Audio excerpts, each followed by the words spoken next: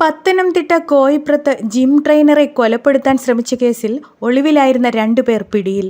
ജിംനേഷ്യത്തിലെ സംഘർഷത്തിൽ ജിം ട്രെയിനറെ ആക്രമിച്ച കേസിൽ ഒളിവിലായിരുന്ന 2 യുവാക്കളെ കോയിപ്രം പോലീസ് അറസ്റ്റ് ചെയ്തു.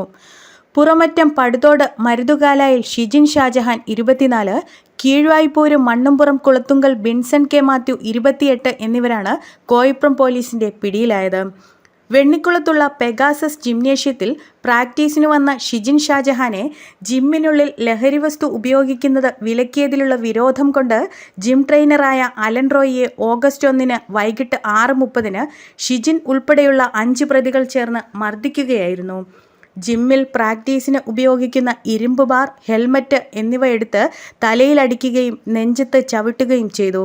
സംഭവത്തിൽ പരിക്കേറ്റ് ചികിത്സയിലായിരുന്ന അലൻ്റെ പരാതിയുടെ അടിസ്ഥാനത്തിൽ അന്വേഷണം ആരംഭിച്ചു. ഈ കേസിലെ 3 പ്രതികളെ നേരത്തെ അറസ്റ്റ് ചെയ്തിരുന്നു. ഒളിവിൽ പോയിരുന്ന ഷിജിൻ, ബിൻസൺ എന്നിവർക്കായി ഊർജിതമായ തെരച്ചിൽ നടത്തിവരികയാണ്.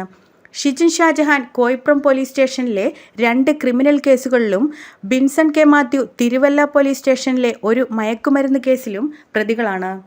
News desk, Pathanamthitta.